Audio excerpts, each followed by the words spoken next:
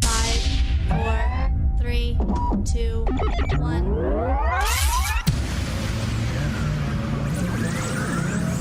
Ready. Just relax and enjoy the ride. In crowd, 815. In crowd, 815.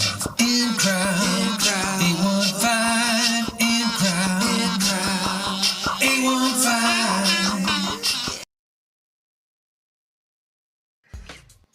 Somewhere out there, Tom, somewhere out there is the Easter egg that has gone the longest without being found. Yeah. Talk about your rotten eggs. He's Tom. This is your In Crowd 815 podcast for the 26th day of April, the year 2025, the latest it has ever been, my friend. In the history of mankind. Okay, so on those lines, the Easter eggs. Every time we do an Easter egg hunt for the kids, grandkids, whatever, we will find one 6 months later, 8 months later. No, they're not hard-boiled eggs, but they're chocolate eggs. And you know what? The chocolate's still doggone good. So that's all right. But That the should tell you funniest something, thing, Tom. That should tell you something. yeah, it should. The funniest thing though is I got one. I still have one left, and I'm going to use it at some point. I was going to save it for. I was actually going to do it when the Packers won, like when they beat Detroit or something. I had it in hand. I was ready to go, and it's one of these things where you flip it and it goes boom, and it just spews out all of this.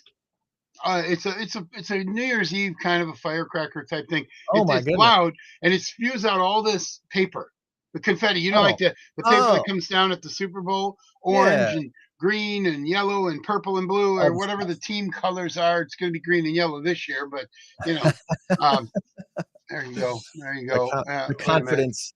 The confidence of your. I can't figure out this mirror thing. Oh, there we are. You're good. No, the mirror's fine. I'm not. I'm off. I'm like trying to grab this side. Wait, the G is on this side over here. Oh, whatever. That's what kind of throws you off. Well, hey, we've got a great show for you and the person still sleeping next to you. So if they're, they want to listen, give them a little nudge. Say, hey, wake up. Tom and Greg are talking. We've got a couple of great guests on, including the director of Safe Families for Children of Rockford and the superintendent of the Veterans Assistance Commission of Winnebago County. We're going to learn all about these organizations. But first, let's take care of some business.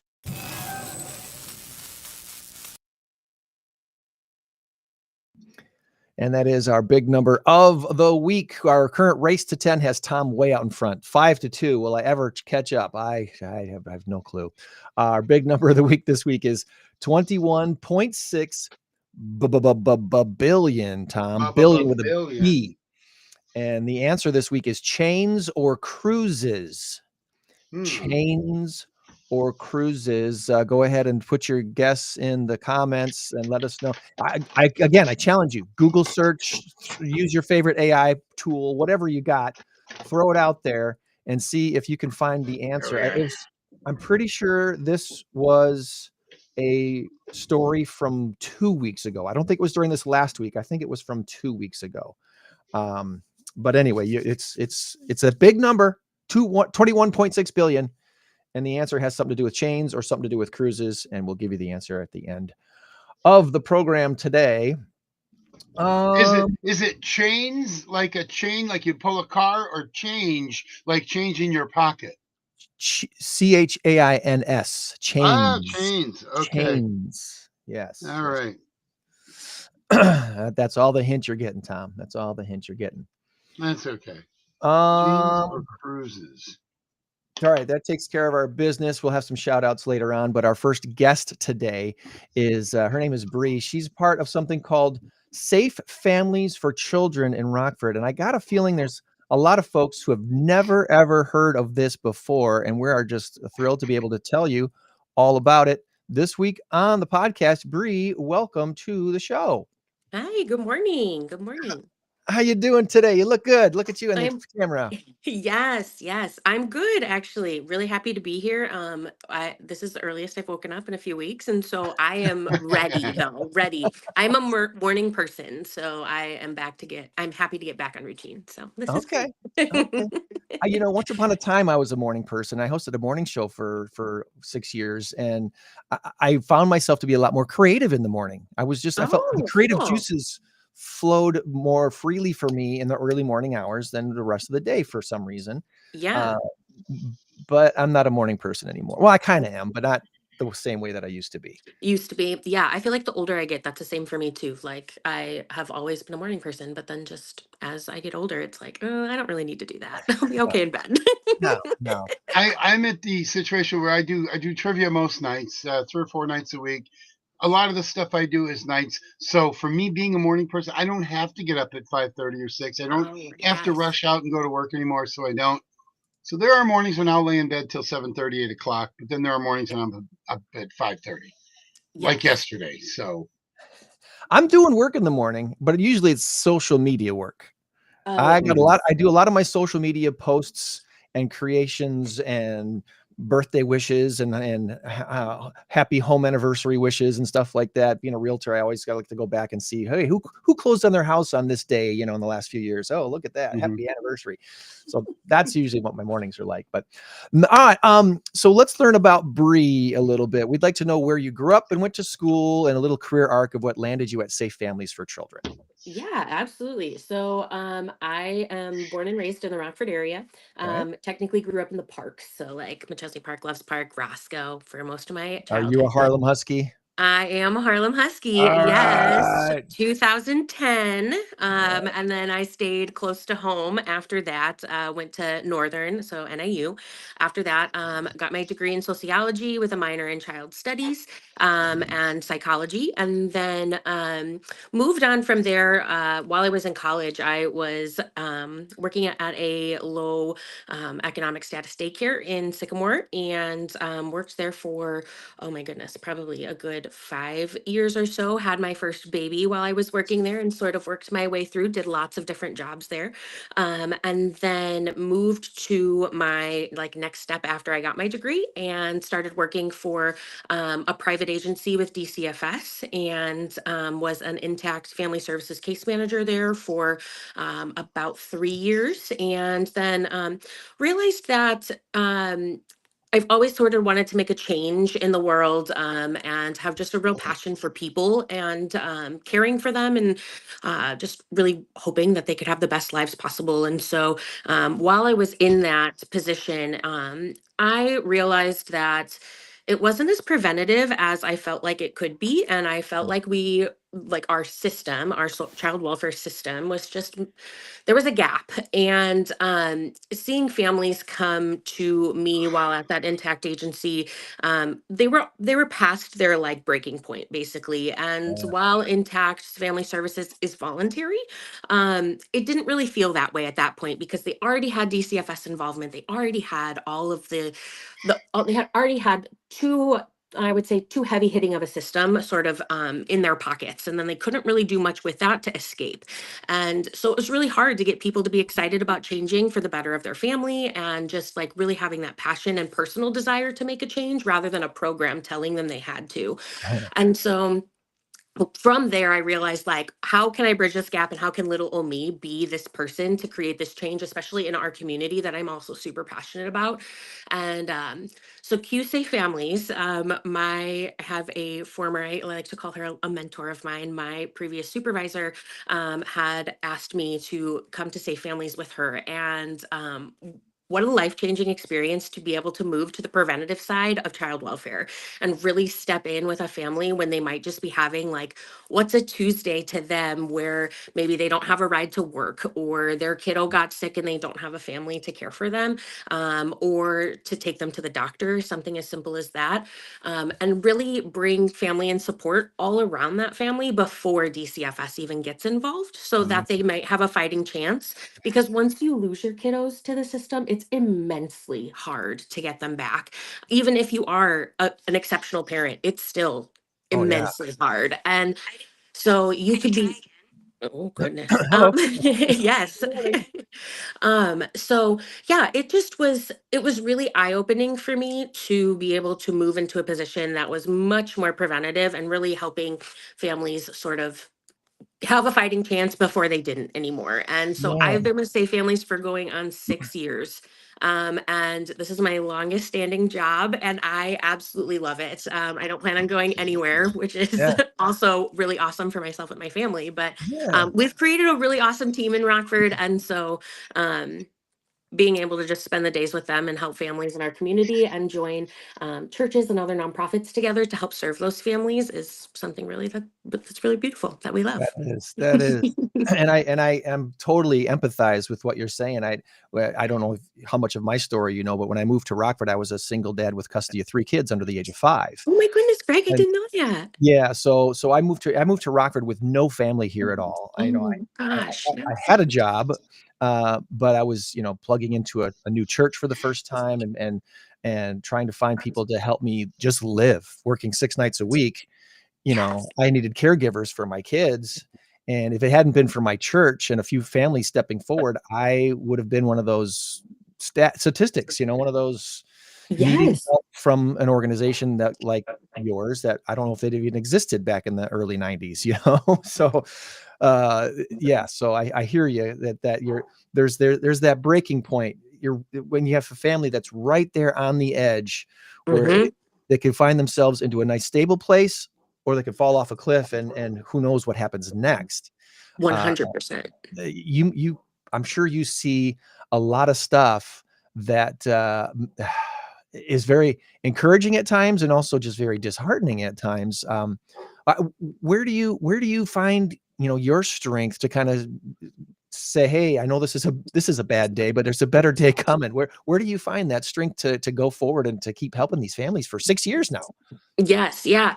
I would definitely say strength comes from my church home, and then also just my family. My family is super supportive in what I do, and I have an amazing team that I work with. Ben and Sam are just phenomenal, and it takes a village to help be a village. And so if my team didn't have that same village in their families and didn't have that same church support and church network that they have, we wouldn't be where we are today. And so I'm Oh, just really thankful for having that village and being able to then use that as an example to all the families that we serve, to be like, hey, we've all been in sticky spots before, we've all been in some pretty cruddy situations, and it gets better. There Yeah. is hope, there is a light, and just being able to have that camaraderie with your team that you're working with daily, and being able to take it back to your church and being able to take it to all of our church partners within Safe Families, and just knowing you have that network of people praying for you and praying for your mission is yeah. that's amazing to me. And you have all these people who are like vying for you and rooting for you that you probably don't even know exist either. And we're just kind of always waiting for those people to come out of the woodwork and be like, hey, we want to support Safe Families, we want to volunteer with you, and get them moving into the next step, because they can be fans of us and advocates for like our staff who are helping move that work along. But the real fun starts when they like also immerse themselves into the work and then pour into their networks from there. Yeah, yeah, that's cool. I want to bring up your Facebook page so people can see it Yeah, and share thanks. this share this on the screen here. I'll also put the link in the chat so everybody can find this really easily. Um, Facebook.com/SF Rockford. There we go. So yeah, this organization, is this a nationwide organization or is this a regional thing? No, yeah, we are actually nationwide. We actually also have a few chapters overseas in China, and then oh my goodness, it's lapsing me. Um, Yes, I can't remember where, but definitely there is one in China, and then we Okay. also have a multitude of chapters across the states, and our actual headquarters is out of Chicago, and so we have a nice little connection to um, our home base that started in 2009, and we get to go up there fairly frequently and have a pretty good relationship with them, and just being able to connect with the other chapters in the area too. There's, I think, 6 chapters in Illinois, and then across the nation. I don't even know the number that we're at anymore. I'm pretty sure it's over 50. So that's super awesome. And um, You have a location here in Rockford, an office that people can visit?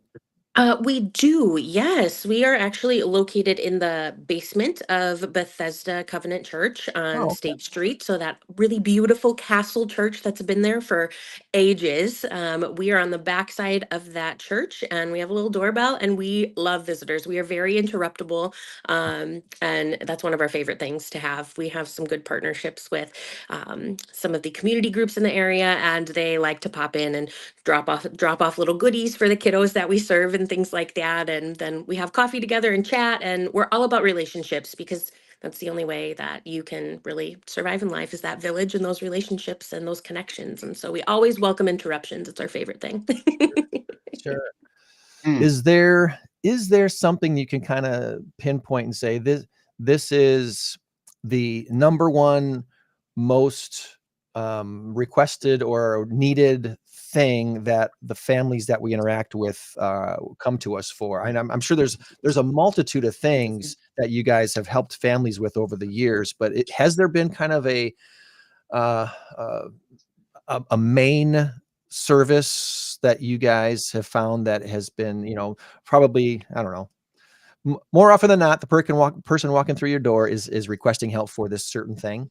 Yeah, absolutely. So it definitely has changed over the years, but I would say this year, our most common circumstance, it's pretty even between two things. It would be single moms having another child, and they have other children in the home with nobody to care for them, and they are about to be hospitalized to go through the Mm, birth of their next child. And um, they need somebody to care for their kiddos for the 3 days that they're hospitalized. And that one, I would say we get at least I would say at least 3 calls a month, if not more, for that specific circumstance. And then the next most common from there is our medical situation. So more hospitalizations for families who are facing some severe medical circumstances like cancer treatments, dialysis treatments, things like that. And they're needing somebody to care for their children while they're in their mm, appointments, regularly scheduled appointments. And so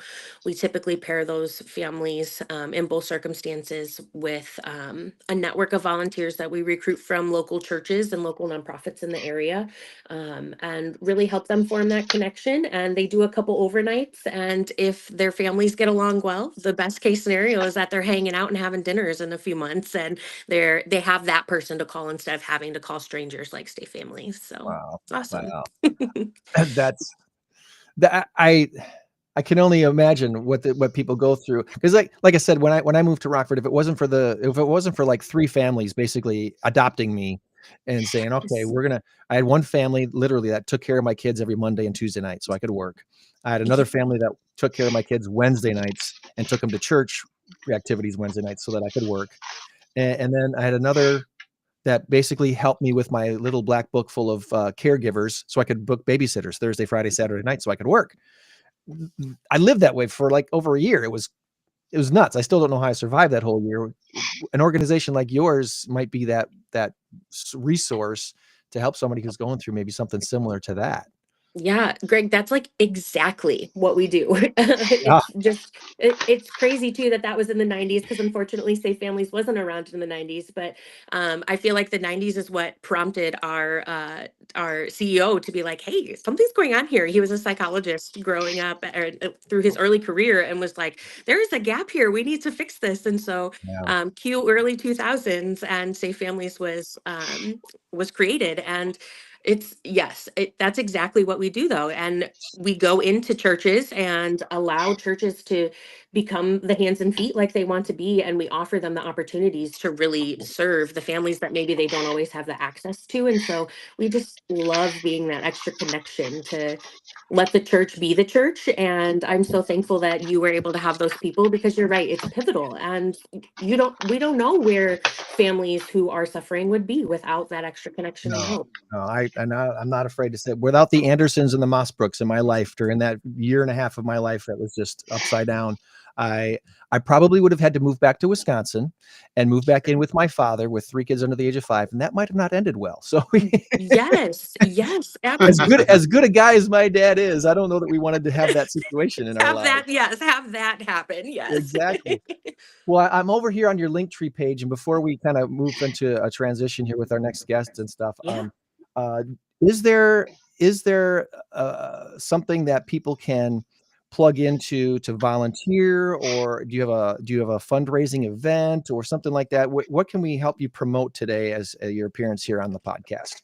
Yeah, absolutely. So that link tree is like the network of our whole operation. Mhm. The brainchild behind that is my community engagement specialist, and he created this for us. And so, if you would like to volunteer, there's a link for that on rockfordsafefamilies.org. There it is. And if There you it is. would like to donate, there's a link for that on rockfordsafefamilies.org. If you want to know what events we have coming up, if you want to join our mailing list, if you want to know some of our history, if you want to follow our social medias, rockfordsafefamilies.org. It's a one-stop shop to get all the information that you need. We do actually have a community event coming up on Father's Day, so June 15th.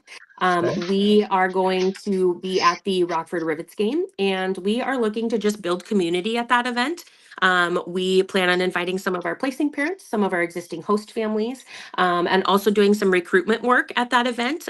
We want to just offer you a free Rivets ticket so that we can pour into you and network with you, and then hopefully get you to come alongside to join our mission to volunteer with Safe Families. We have lots of different levels of volunteering with Safe Families, from offering resources to offering rides to opening your entire home to a family who might be in need, with the support and help of our staff. And so that is again on Father's Day, June 15th. If you stay on our rockfordsafefamilies.org, we'll be posting updates there so you can register for your free tickets. We would love to just share community with you. And yes, our current needs that are posted right now too. We have some tangible items that are needed, and we have some hosting items that are needed, with some families that might need some extra support and care. I mean, talk about practical, Tom. Look at this. Mom, 5-year-old girl, need of hosting for 2 months, needs help. Mom with an 8-month-old baby boy needs hosting for the next 2 months. The specific need is right there. A safe car, get around Rockford, a couch, a dining table and chairs. It's all Well, that's the beauty of Rockford. Rockford always steps up when it comes to these kinds of things. It's for such a good cause. Everybody talks about, oh, the children, the family, this and that. Okay, now let's put your money where your mouth is. Yes. Let's do it. Yes. Let's do it. That, exactly that. Like very nice. yes, Mhm. we love when people are like, "Oh my goodness, here's a table." We're like, "Yes, thank you so much. It's the next step for this family." And then you have that like rare gem of a family who are like, "We have an entire bedroom we're not using." We're like, "Yes, you and I, coffee, let's do it." Nice. Good deal. Well, we've got the link to your Facebook page here in the chat, and you can go directly there. It's got all the links to everything else too. So if you're looking for a volunteer opportunity, if you have something that you can donate, want to plug into, we love our partners out there at the Rivets. They do a great job out there and connecting with our not-for-profits here locally too. So Yes, they're go out to the amazing. Rivets game, and support them that way too. So and before we bring on our next guest and do a little trivia, anything that we did not ask you about, Bree, that you wanted to make sure we mentioned today before we transition to our next guest? The only other thing that I think I want to mention is we just had our first annual 5K, which was an immense success. We were only expecting 75 people, and we ended up with like 172 people. There's a lot of And runners in this community. yes, it I'm was not such one a of them, but beautiful kudos to thing. the runners. Yes, and it was like in early March, and it was windy and cold, and we Uh, just had the time of our lives. And so, if running is your thing, or you are a business that would like to sponsor that opportunity, we are looking at early spring again next year. Maybe very late March, early April. And so, if that is something that you're interested in, lots of volunteer opportunities, lots of fundraising opportunities, and all of that money goes directly back to the children in our communities so that they can have the best chance at life as possible. So, that's cool. be This on the is the one you lookout did for at that. Harlem High School, correct? Right? Yes, at Harlem, they were an amazing sponsor. We used the Willow Creek Path, which was beautiful, and we got so many compliments on that. And it was just really awesome. It was a great day. Lots of You family know, fun opportunities, and things like that too. Nice So facility. For years, they've hosted the Special Olympics out there. They've done a lot of great things yes, at Harlem High School. So we really yes. appreciate all the stuff that they've done for the community out there. So awesome, good deal. Well, let's see if our other guest is ready to come on and try a little bit of something we like to call Tom's Trivia Challenge.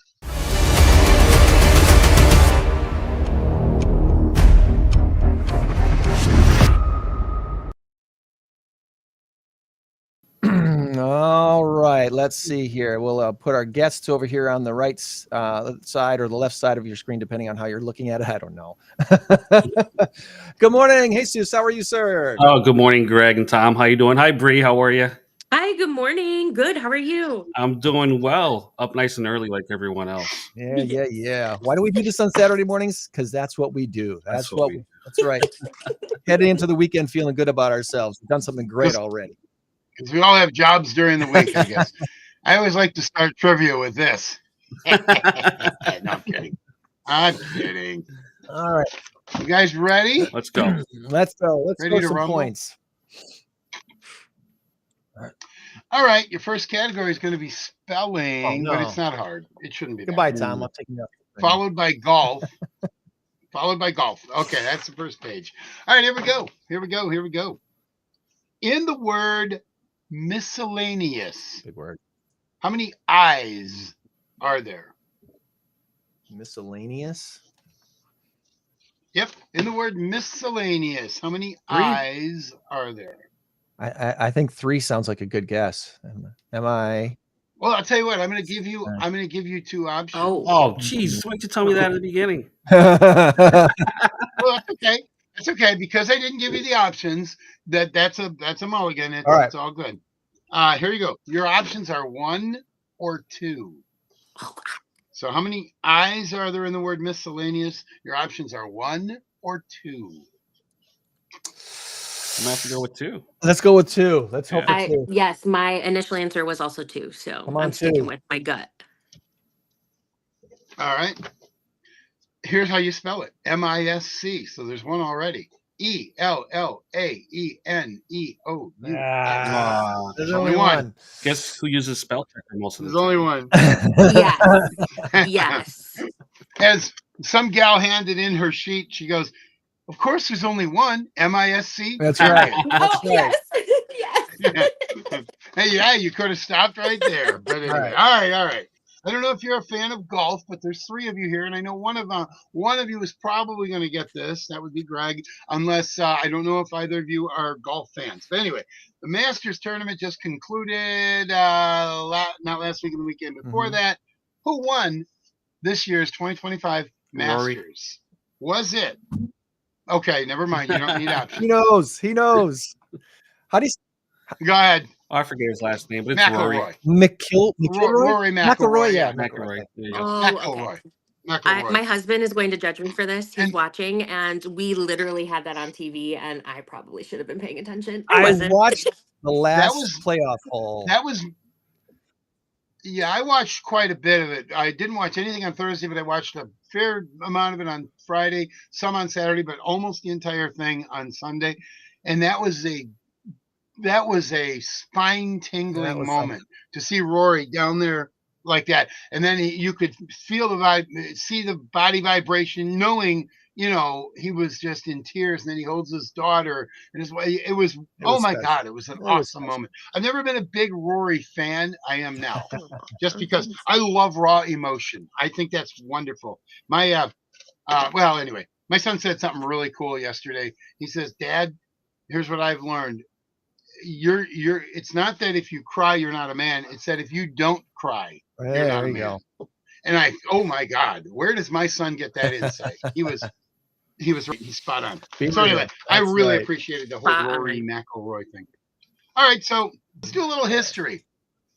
In 1912, the RMS Titanic hit an iceberg at 11:40 p.m. off the coast of what Canadian province? No help here. You're going to have to figure this one out on your own. Once again, in 1912, the RMS Titanic hit an iceberg at 11:40 p.m. off the coast of what Canadian province? Is it called Nova Scotia? Is that what it's called?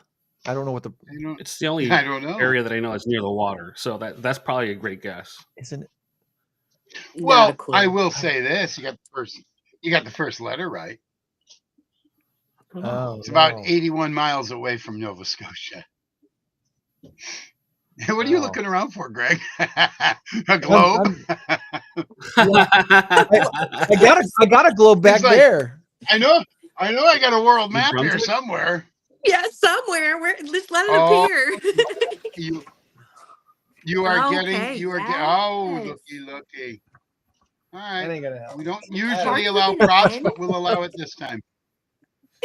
It does, and it also starts with a new. It is No. a new. I don't even know if it's on It there. starts Brunswick with comes to new. mind, but I don't even know if that's a province or Brunswick. That No, here it Brunswick. is. I found it. is in New It Jersey. is actually on the globe. It's Newfoundland. not. It is. Oh. It's Newfoundland. You can pronounce it Newfoundland or Newfoundland is what it Newfoundland. is. All right, you only get a I half point. would for have that never one. guessed. All right.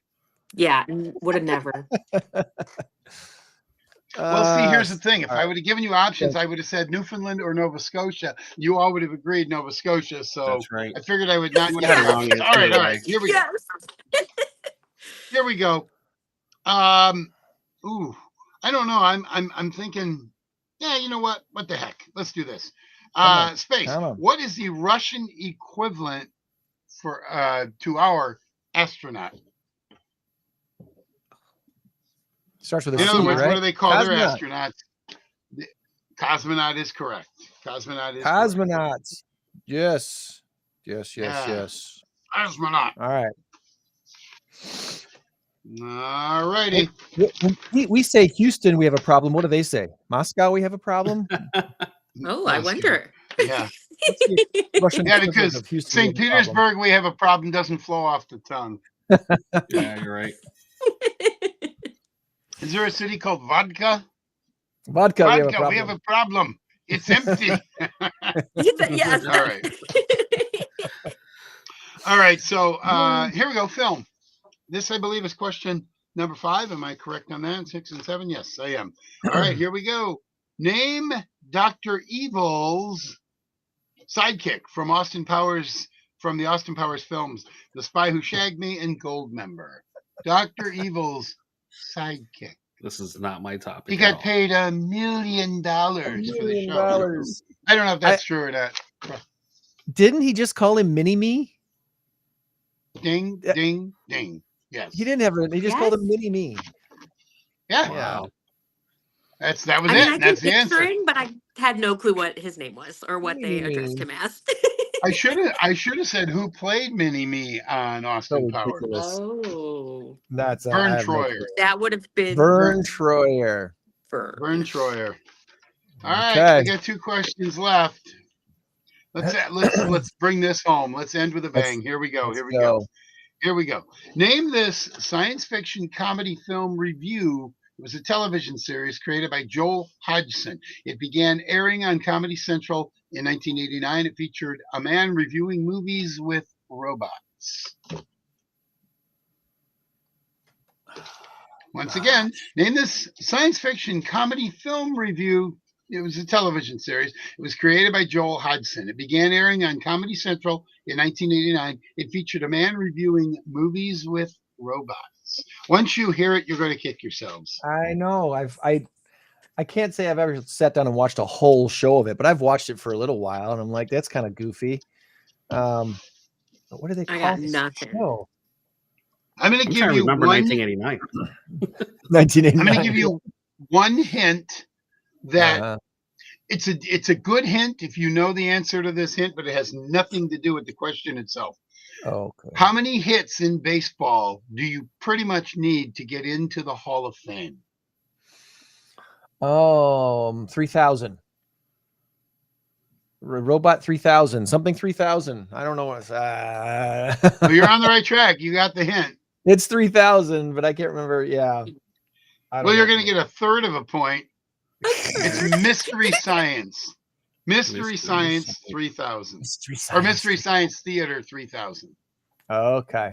All right. All right. I'm sorry. These are difficult today. I'm This is sorry. not a big trivia win week for us. That's all right. That's It all right. seems to be That's all my right. track record for trivia. That's all right. You can bat 500 with this one here. No, Come you on. can't because there's 7 questions. Yeah. Oh, Maybe man. 400. I don't know. All right. All right. No, we'll make this one worth 4 points. How's that sound? In 1933, notorious outlaw John Dillinger was shot and killed outside of what Chicago movie theater? I'm going to give you 2 options: the Arcadia or the Biograph. Once again, I've never in been to either one. I have 1933, no clue.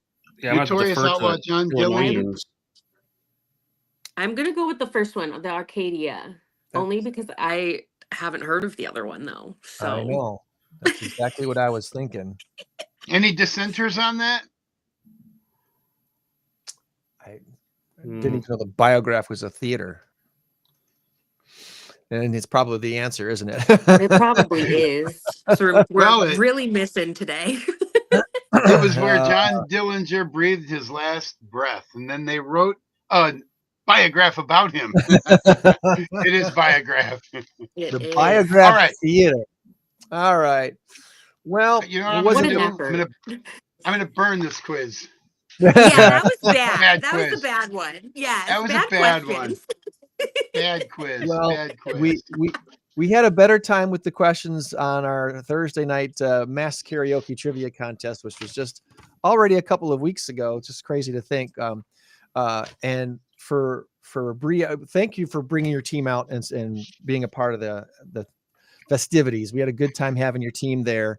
We're looking at possibly doing it again in the fall, October or November, maybe early December. Haven't picked a date yet.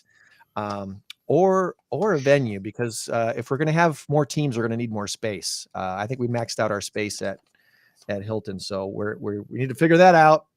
Haven't figured that out yet. But for those who did not attend our mass karaoke trivia contest on April 17th, basically what we did was we had 3 rounds of trivia and then 3 sets of karaoke. Each team got to sing 1 song karaoke and be judged by some awesome celebrity judges. We had Whitney Martin, who used to be on TV, who's now with GoRockford.com and does Made for Rockford.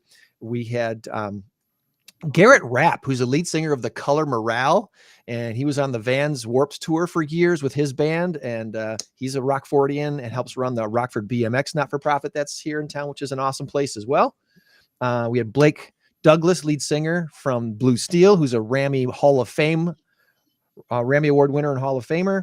And then, of course, our Queen of Karaoke and lead singer from the Rock Surfers, Tracy Matsky, was also one of our judges. And they judged all 12 songs. All 12 teams did 1 karaoke song. And we had an overall karaoke winner. Each score from the karaoke song was included into the trivia scores to determine our grand champion, which this time around was Iverson Painting and their team playing for Rock House Kids. So Rock House Kids won a $2,000 prize from courtesy of Iverson Painting and their team. So congratulations also to Mosaic of Rockford. Medicare 411 had a team playing for them, and they won the trivia portion. They were actually not the top scoring trivia team, but they were the second best scoring trivia team because the winning trivia team was the one that won the whole contest. So it was only 1 prize per team. So that team won $500 from Mosaic, and then a team that came out of nowhere, Waldom Electronics. Roger and his crew put together a team which had this amazing singer, the gal that sang Don't Rain on My Parade.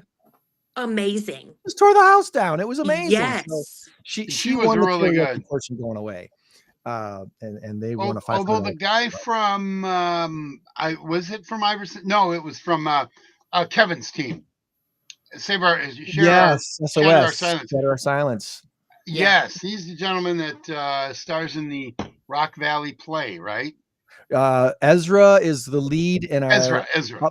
Yeah. This summer he's the lead in The Wedding Singer. So he plays Robbie, Adam Sandler's character, in The Wedding Singer, which he's really good. He did a couple of songs that would be considered crooner songs, whatever. And he really, really knocked it out. I'm like, whoa.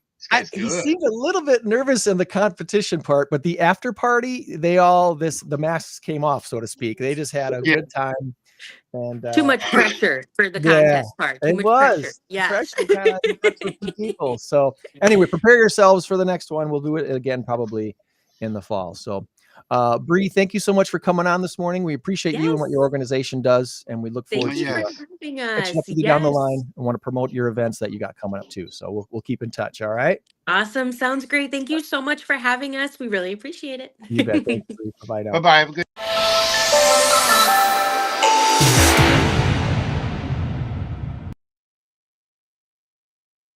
And we will transition to this guy right here. Hey, good Jesus morning. Pereira, Superintendent of the Veterans Assistance Commission of Winnebago County. How long has this organization been around? Jesus? Yeah, it's a mouthful, huh? It is. It's a lot to say.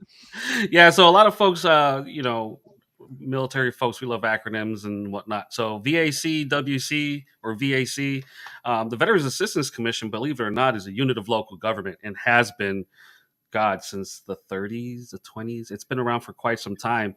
And its primary mission, when it first was put into place by your General Assembly, was to provide financial assistance to needy veterans, right? Okay. That's since sort of morphed into what we have today with a lot of changes in law and whatnot, to not only doing financial assistance, but also providing representation to veterans on veterans assistance claims or veteran claims against the Veterans Benefits Administration, which sort of changed the dynamics of how the office looks like and what it, the amount of staffing you need and whatnot. But yeah, we're here to be advocates for veterans from A to Z. I mean, I just recently came back from Washington, D.C., where we were kind of reviewing certain legislation that's out there, some that we really don't like and some that we do. Mostly the ones that we're worried about are the ones that would strip veterans from monetary benefits or make it means tested. But on the other side, there's great stuff that's trying to expedite how long VA disability claims go through, protecting veterans from having to pay. There's third-party agencies out there that charge veterans to file these initial claims. The VFW has coined them claim sharks. And the whole idea is that these companies will come out, or you would go to these companies, you pay them for initial claim, and then you would give up to 5 times your initial rating, right? So some of these folks, for instance, I ran into to a gentleman who was a Vietnam veteran, had bladder cancer, and he was being treated by the Veterans Health Administration, but he wasn't being compensated for being ill. And I told him those were two different things, because in his mind he was like, VA's taking care of me, right? They're taking care of my health. And I said, no, but there's monetary gains on this as well on the other side for what you're going through. Brought him to my office. We filed a claim. 4 or 5 months later, he received 100% rating, which basically is about $4,000 a month, right? With a back pay of 5 months. So a company that are out there could possibly charge him that $20,000 to file that initial claim. We do it for, the cost of your real estate taxes, I guess. So Gotcha. Well, we kind of jumped the gun on this. We went into your organization. We'd like to get into you first. So that was my fault. Let's talk about you a little bit. Well, where did you grow up and go to school, and kind of a little career arc of how you ended up working for the VAC? So, like your gentleman there from Carpenter's Place, Alberto, I think it was. Alberto, yes. Yeah, I was also born. Yeah, I was born in Puerto Rico as well, and for some reason, my parents decided to move to Massachusetts. Okay. So, because everybody loves snow. Sure. I sense sarcasm. Yeah.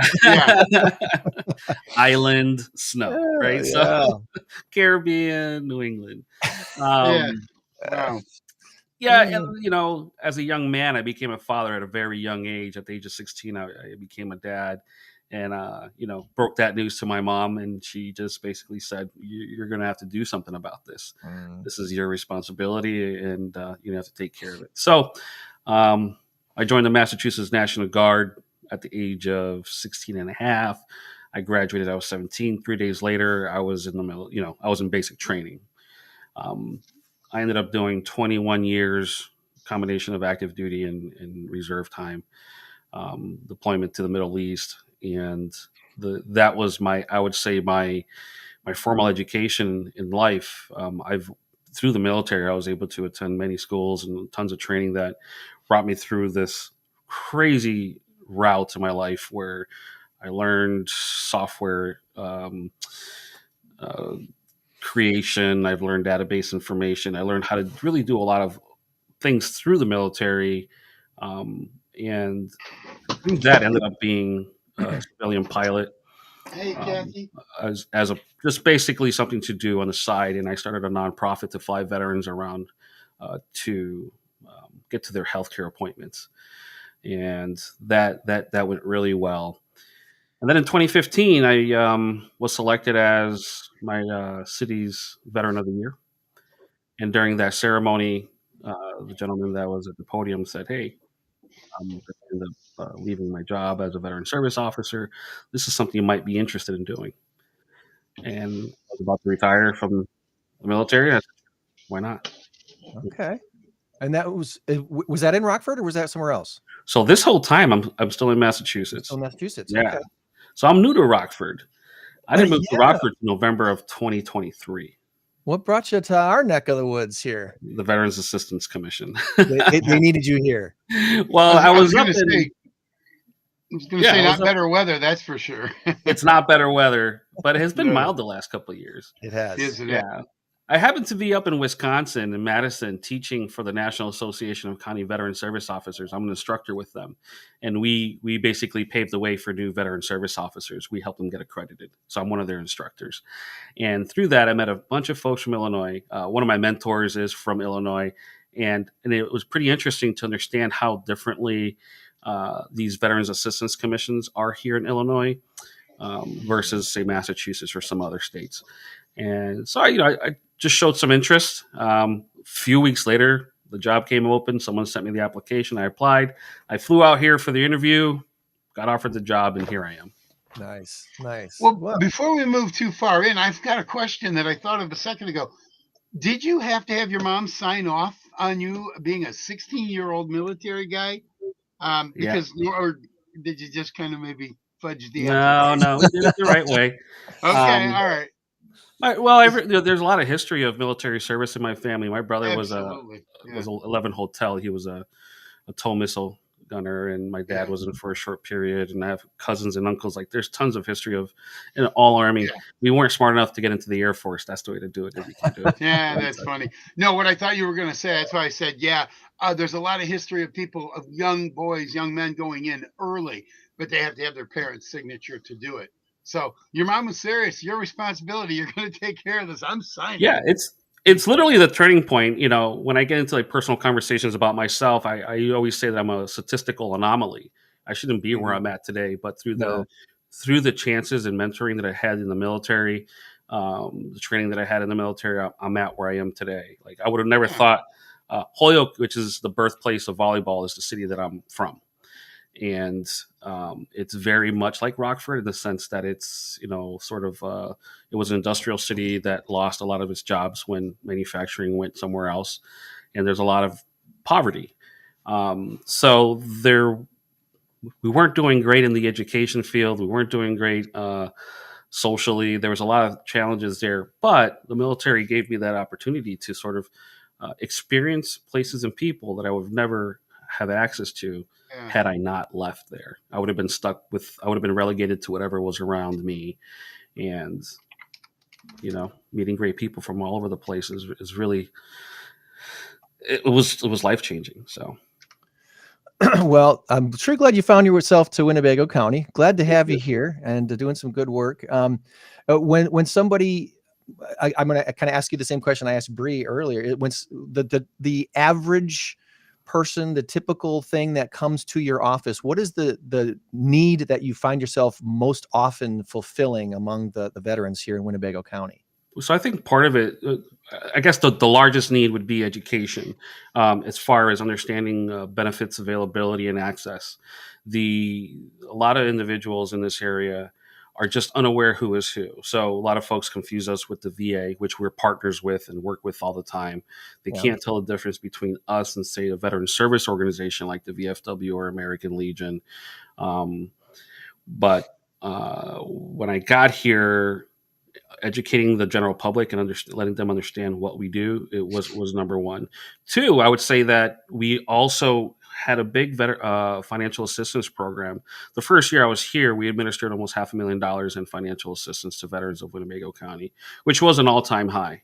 And that's a real issue. There's a lot of impoverished veterans in this area, but the goal is through our work them through the federal system to see if they're able to access those particular benefits. Because once you get VA disability or service connection or access to VA services, that opens up a whole world of benefits that you may not have thought you had access to.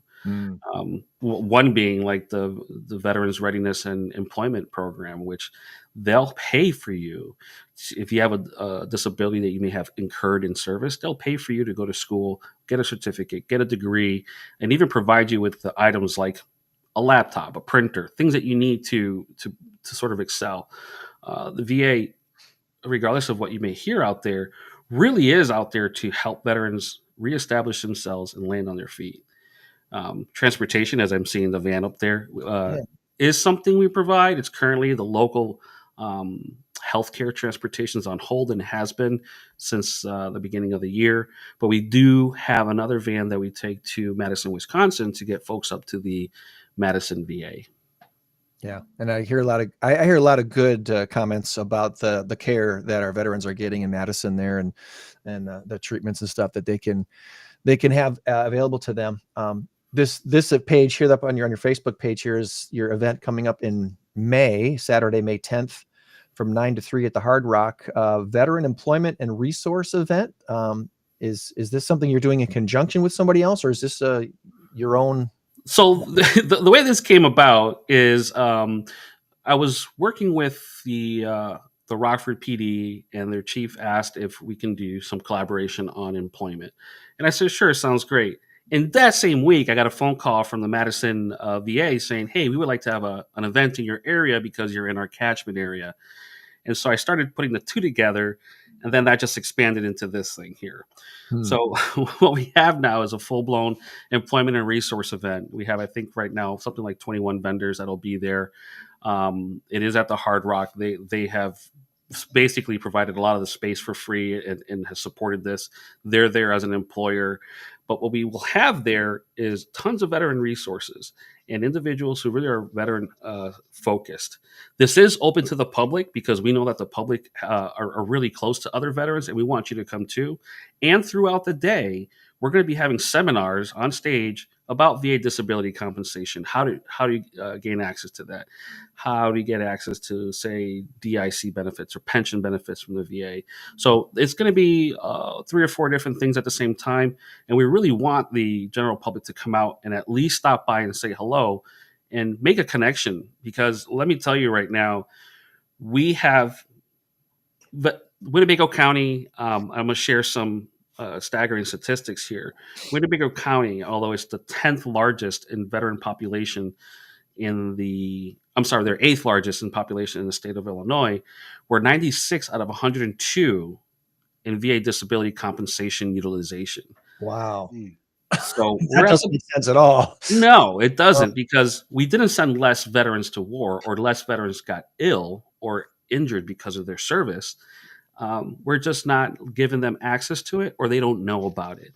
So there's this misunderstanding that service connection compensation is because of war, and it's not.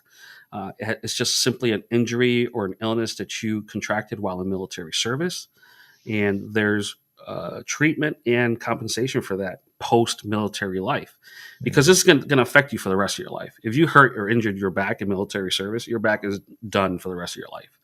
You're never going to get that back. If you lose your hearing, your eyesight, if you injure yourself, you have arthritis or respiratory issues, anything that happened to you in service, that's with you for the rest of your life. And so by getting military or by getting service connected and getting some compensation for that, it opens up the door for VA healthcare.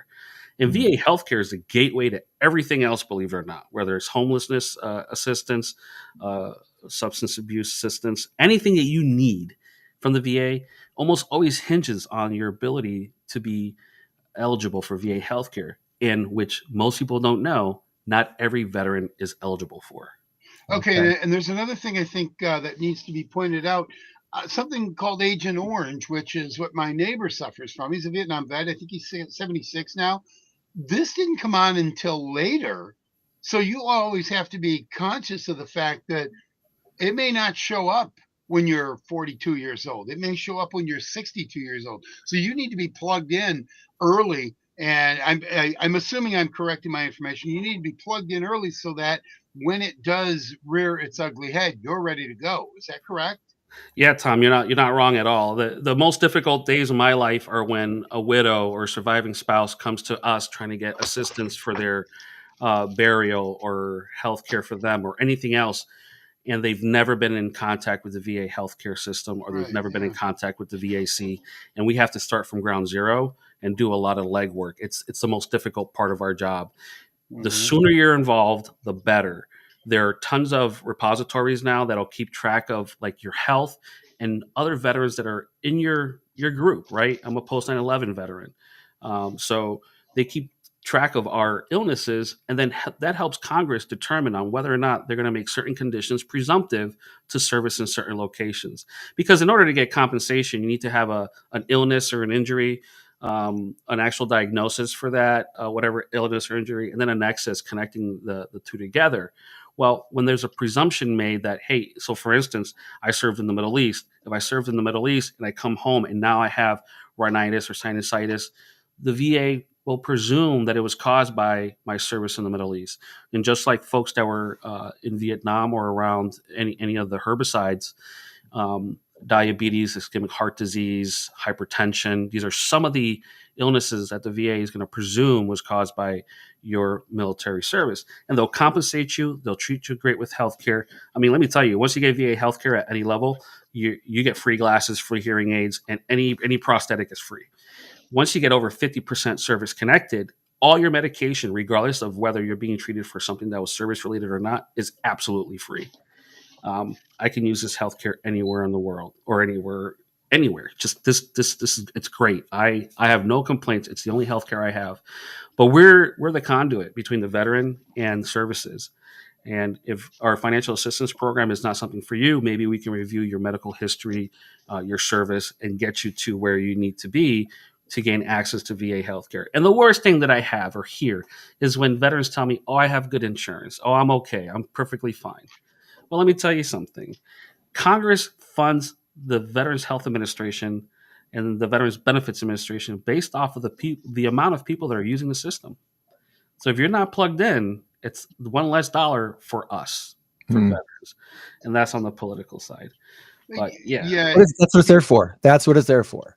And you go with what you know. You go with what's safe, because I can speak from personal experience. My wife just recently left her job, and that was my insurance as well. So now I have to find alternate insurance. And had I had some sort of veterans benefits, that wouldn't have changed. So that's right.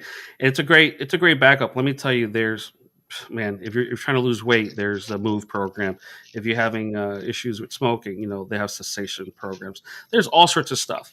And this employment and resource event, folks from the VA will be there. We have folks from the state, the Illinois Department of Veteran Affairs that'll be there, Wisconsin's Department of Veteran Affairs. We're going to have live Q&A if folks have questions about benefits. But we really want folks to come out. We want to meet our veterans. I have a project called Project 540, where we're trying to get 540 veterans who have never been service connected access to service connection, so we can be on par with the rest of the counties in the state of Illinois. So 540 is the goal, because that would put you on par with the other counties. That's correct. Yeah. Right now, I think we're about 19% of our veterans are service connected. We want to be about 24%. Wow. I mean, that's a $13 million impact to Winnebago County, by the way, because the average person receives something about $25,000 a year of tax-free money from the federal government. And there's been an exodus of veterans out of not only Winnebago County, but out of Illinois. Yeah, exactly. So we want to find ways to keep them here. And the cost of living here is cheap. Coming from Massachusetts, I can enjoy and appreciate the home that I'm in, the cost of living here.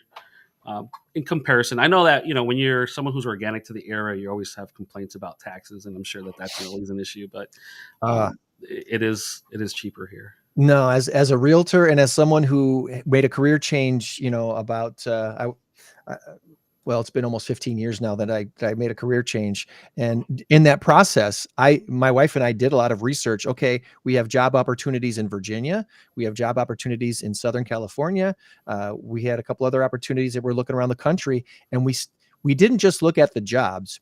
We looked at the cost of living in those Sure. places. And what we found was we would have to make twice as much or more to have a similar lifestyle there as we have here. And we wouldn't have family there. Right. So Right. that added expense of not having family to help care for kids and just do things together with, it was like, it was a kind of a no-brainer to stay here. We're so glad we stayed. Well, I'll tell you, one of the greatest benefits that is available here in Illinois is veterans that are 70% service connected or greater. And that's just a rating that the VA gives you based off of the different disabling conditions you may have. We are exempt from property taxes here. Yeah. And that's a big deal. So if you use the VA, so for instance, when I bought my home here, I bought this home in 30 days, by the way, because I had 30 days to get out here, and I bought it sight unseen. I used VA loan or loan guarantee to secure the home. Got the property tax exemption. Like I said, it was one of the better moves for me personally. I love this. I love where I live. I'm on the southern part of Rockford right now. I'm by the airport, so being an aviator, I get to see the planes coming in and out. I'm not too far from you, buddy. Yeah, there you go. Love it. I do really like it. So, sight unseen's kind of dangerous. If you'd have showed up and there's wheels on your house, there's no turning back, buddy. I would have Army guy, man. I would have dealt with it. It's okay. That's right. That's right. Pick up and haul it out to the country. We're gonna adapt and make it work. That's what we're gonna do. Have to overcome. Well, I want to make sure I put the link to your website in our chat here before I forget, because that'll make it easier for everyone, either on YouTube, Rumble, or Facebook. This is a fabulous website. This was in the works before I got here. We went through. There's tons of information there. There's a calendar with all sorts of veteran events there. So if you have a veteran event and want us to put it on our calendar, we will. We also have a newsletter that you can sign up for, and we can, we probably do one or two newsletters a month. But if you scroll down, there's some interesting statistics. Too far. Go up a little bit. Whoa. Sorry. Right there. So since November of 23, our office has secured over $2 million in VA compensation for veterans. So that's when we started tracking it. Now that's reoccurring dollars. Every year, those veterans are going to get, they're going to receive those funds and they're going to spend it here in the economy in Winnebago County. We want to keep that going. I want to see 20, 30 million, 40. I can't wait till that grows. And then the first year that I was here, we paid for over 900 nights of emergency shelter for veterans. Wow. And these are men and women who shop at your stores and eat at your restaurants, and they're doing events here around Rockford. That money doesn't exist unless they apply for it and get it, sent to them. So it does a great job. And let me tell you, in Boston or in Western or in Central Mass, you can live off of 100% disability compensation from the VA, but out here you absolutely can. Yeah. That's a very good point. Well, hey, I've got some questions for you. I've been using AI for the last couple of months. Yes. And so I got some AI generated questions for our guest today. I said, hey, Gemini, I'm interviewing Jesus Pereira from the Veterans Assistance Commission. And AI said, hey, interviewing Jesus Pereira from the Veterans Assistance Commission is a valuable opportunity to discuss the support available to veterans in your area. Here are 3 good questions to ask him. Number 1, for veterans in the Loves Park and Rockford area who may be unaware of the services available to them, could you provide an overview of the Veterans Assistance Commission and the types of support you offer? And we already did that. So we covered that question very well already. Question number 2, what are some of the most common challenges and needs you see among the veterans that you assist in this region? And how does the Veterans Assistance Commission work to address those specific needs? We've already pretty much covered that as well. Got the link in the chat so people can find you there real easy. And the third question here, how can the local community in Loves Park and Rockford best support the mission of the Veterans Assistance Commission and the veterans you serve? Are there opportunities for volunteering or needs for donations or other forms of involvement? We didn't really get into that yet. Sure. So the first thing I would say is sharing that we exist is probably step number one. Letting everyone know that there is there is a resource, a government agency out there that is there specifically to help veterans and their families, and it's also their families. Um, we're here to guide people through not only financial assistance, but also maybe access to education and some other things, or maybe funeral expenses. There's a lot of things that we can do, but knowing that we exist is mostly important. We have packets in the office that we can give different generations of veterans that sort of outlines, hey, if you have any of these conditions, these are presumed to have been caused by your military service. Let's file a claim for that. We do a deep dive into your medical background, into your service. We want to know we are underfunding our veterans in this county. We are absolutely just behind the eight ball. We want you to know that we exist. As far as volunteering, we have volunteer drivers that drive to the Madison, Wisconsin VA. You are required to, you're a volunteer of the VA at that point. So you would have to do a background check, they do a health check because you'll be driving one of their vans. But it's not a big van, right? So you don't need a CDL. No, it's not, it's just regular, like 16 passenger van. So that's pretty easy. And a lot of folks do that, and that's great. And we could always use more drivers. So if you feel like you want to come drive and volunteer for us, right there, 815-516-2850. Speak to Myra, and she'll get you going with a volunteer packet. Awesome. Good deal. Okay. And then I asked if AI would give me some funny or odd questions for you. Let's see if any of these are worth pursuing. If the Veterans Assistance Commission had a secret superhero squad to tackle veteran related issues, what would their names and powers be? Names and powers be. we need a secret superhero squad for the Veterans Assistance Commission. I don't know. Are you a fan of any of these Marvel comics or anything like that? I never grew up being a Marvel comic fan or anything. I mean, I was too busy trying to be an adult at a young age. Me too. But hand up. I know what powers I would want some of them to have. Like, I would want one to be like my political arm, so they could be like, you can call them Mr. President, and they can go there and just take care of all the politics that I don't like to deal with, because policies really dictate how we determine what services we provide locally. Yeah. Quite frankly. And without the political portion of what we do, things don't happen. There's a lot going on right now at the VAC. We had to cut services this year. So being able to overcome some of those challenges would help the veterans in the community. Two, someone that can actually just scoop up all the homeless veterans and get them immediately housed and with the services that they need. Now, there are programs for that, but if I had a superhero who could take care of that for me, that would be wonderful. And the third superhero, I don't know what I would name this one, but it would be someone who would stop any veteran who is thinking about unaliving themselves and looking for just getting them to live the next minute, so they understand that the next minute is there, that they can still be here, and that there's always tomorrow. I'm pretty bad with names, but I think those are the superpowers that I would want. Captain Encouragement or Major Encouragement. There we go. Major Encouragement. That's great. I think you missed one though. There's a lot of paperwork. You could have bureaucracy man. he could have BM on his chest. No, I didn't think that was fair, did I?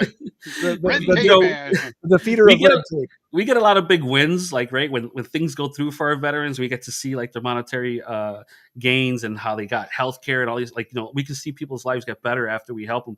But we spent a lot of time doing administrative work. It's what the job is. You sit behind a desk, you're reading and you're looking at paper, you're disagreeing with the VA, you're representing people at the Board of Veteran Appeals, you're doing a lot of these things, and it's not that exciting. But watching someone's life change is absolutely wonderful. Oh yeah, and saving someone's life too. That's that. Going back to what you were just saying, that can't be understood. That can't be stated enough or over whatever, because that is so very important. Because as we've discussed before, suicide doesn't just affect the person who dies; it affects the family, the family, the loved ones, the best friends, neighbors, the friends, the neighbors.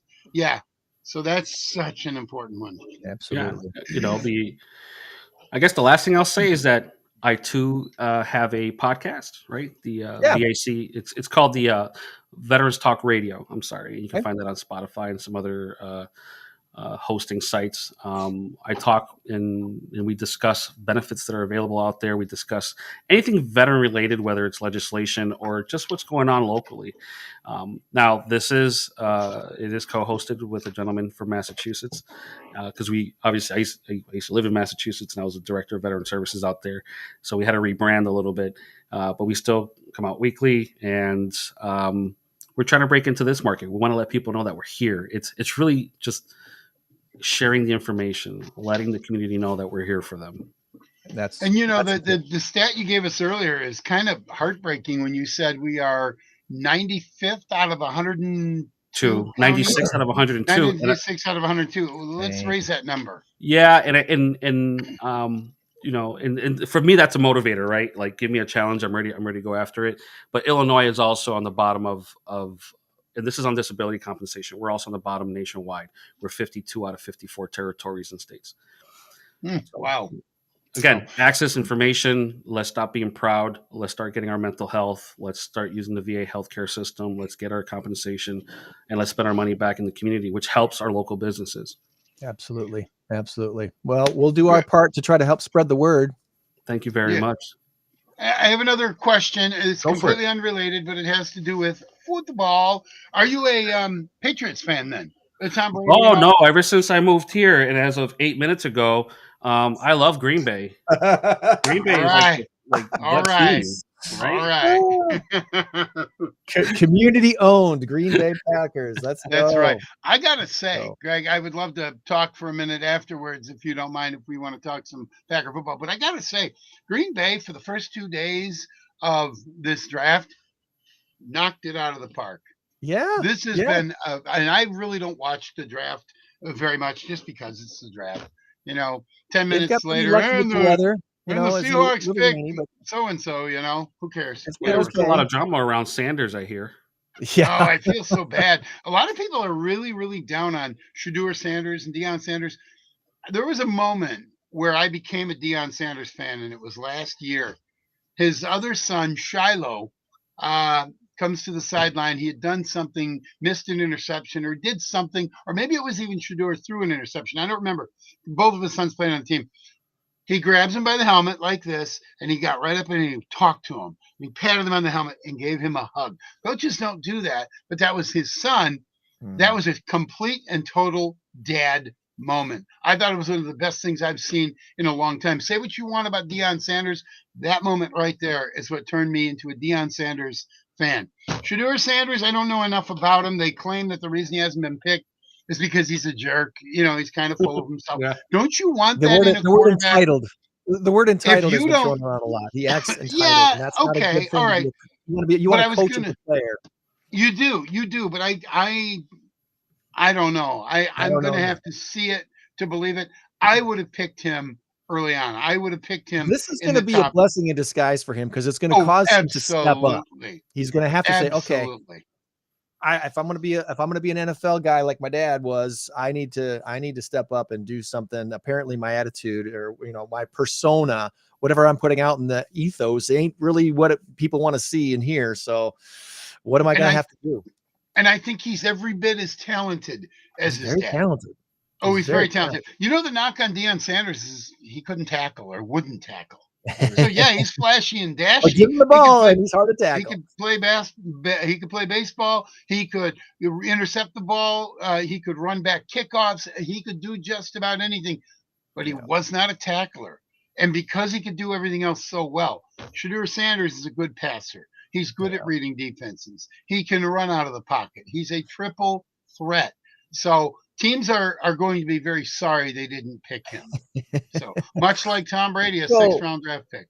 So Jesus, if I'm getting the feeling you're not a big football fan in general. Do you have a sport that you really like following, or are you not really much of a sports fan? in the height of baseball season, obviously the Red Sox is my team. I love watching the Red Sox play, but I missed the Big Daddy and Poppy, back in the day, man. He was great. You know, Martinez and like everyone back in the day was really. You know, I was around during the the bombing at the marathon in Boston, and the energy. And I went to the very first Red Sox games right after that, and the energy in that park that day was it's something that you can't. I don't think you could ever describe it, and I don't think I'll ever feel it again. But you talk about a unified city.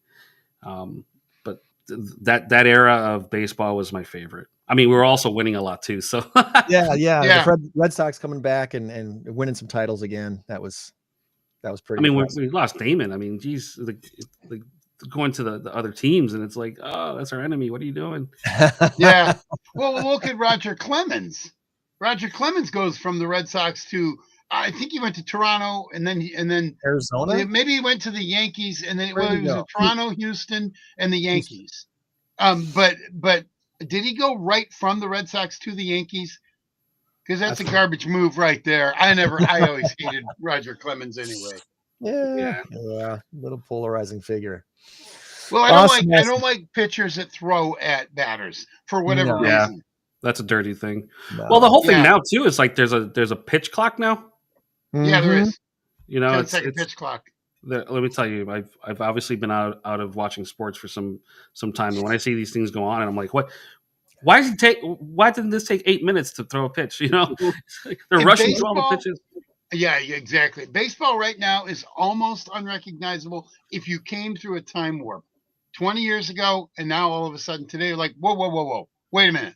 The 10th inning, there's a guy. How'd that guy get on second base? It drives me nuts. Right. Yeah. The other thing too, though, I would say the same thing about basketball. I watched the Celtics play the other day, and it's like, I feel like, you know, I grew up in the Scottie Pippen days, and you know, and it just seemed like if you just touch someone nowadays, it's a foul. Like, if you look at them, it's a foul, and it's just it feels like a different game. I feel like it was a rougher game back in the 90s. Mm-hmm. A lot more physical back then. Well, hey, I think we unless we didn't ask you something we wanted to ask you about, if you wanted us to ask you anything specific that we did not touch on today, anything else that we want to? Nope, I just can't reiterate it enough. Like, we want people to know that we are there. We're there for you. We work for you. It's your tax dollars that pay for us. And we wanted to let every veteran know that we're here to help them. So come see us, come hang out. We have events that we do here and there. At the very least, just come say hello. We have a great team. Okay. Send us the link to your podcast so we can put that on the show notes as well. Okay? I will do that. Thank you so much, Greg. And Tom, thanks. Right. I feel like Tom's a big teddy bear. He likes heart, touchy-feely things, right? No. You're don't get me started. He's only got about 600 of those. At least 600. I've added about 50 since I told you that. So I got a whole wall full of them up there. I got quite a few of them back here. In fact, if you look up there, there's a whole bunch up there. Yeah. You can also see my dad's flag way up at the top. Yeah. Oh, there it is. It's right. It's up there. It's right. I see there. Isn't it weird, the whole mirror thing? You're just like, oh God, it drives me nuts. Drives me nuts. I'm left and right challenged anyway. No, you're on the right. What's important is we can read Super Bowl champions. That's there you go. Yeah. Now see, I got to go this way. There you go. So you can see it. Hey, I'm always available. If you guys ever want me or want me to come back on or bring some information to you, there's always stuff going on, and we want to get out there, let everybody know that. Well, I've got a group I'd love to come out and speak to, so we'll connect on that off the air here too, and invite you to that. Well, I appreciate it. Thank you very much. Thank you, Jesus. Have a great weekend. You too. All right. God bless you, my friend.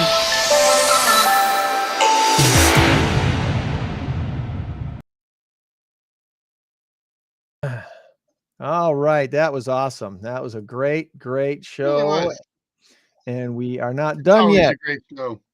We've got and if you got time to stick around, I'd love to talk just a little. Yeah, we'll talk a little draft.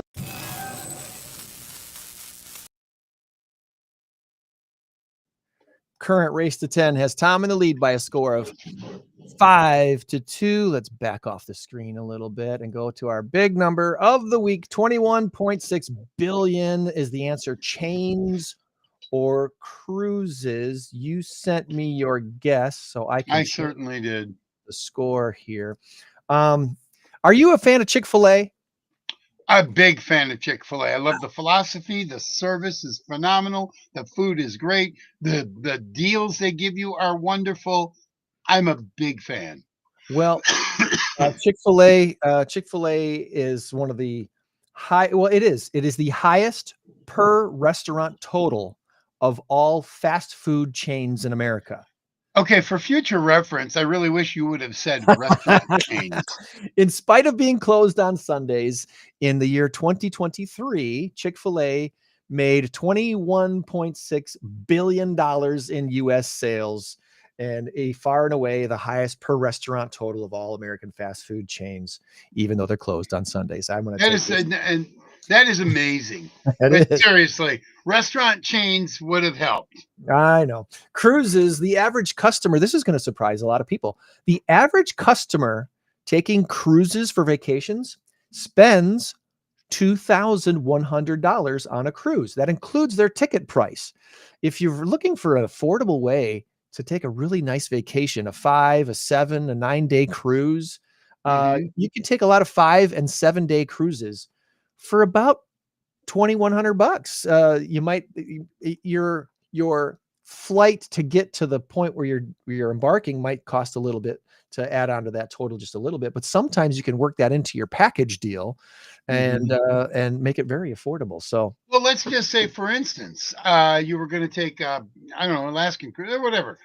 You can get a flight from Rockford to, say, Mesa. I think we go to Mesa, and then rent a car to go to the coast or whatever. I mean, yeah, there's other ways around it. You're exactly right. And those flights to, say, Mesa would be, I don't know, $89 or something like that. So you're talking minimal there. Oh, the cheap one right now, I think, is Rockford to Florida, right? Was it Fort Myers, or I forget where they land, where they go to Florida, but you're not too far away of a drive to the port where you can hop on a cruise ship. Well, there you go. Yeah, exactly. It's a really great way to take a vacation. I'm a big fan of the cruises. And you know what? To sock away a couple grand, $4,000 or something like that, you could do that in 6 months. Just 100 here, 100 there. Here's some other stats that came out here. The average age of a cruise ship passenger is 46, according to Cruise Lines International Association. So maybe not as old as some people might think. 20 years ago, that's down from 49. 36% of cruise customers are now under the age of 40. But what's the appeal? Cruises are still more cost effective as a vacation option than land-based resorts, according to analyst estimates. Formal dinners and Broadway-style musicals and water slides and roller coasters and even pickleball courts and upscale restaurants are all on these cruise ships now. So I can tell you, not from personal experience because I've never been on a cruise, but I think I can tell you what the appeal is.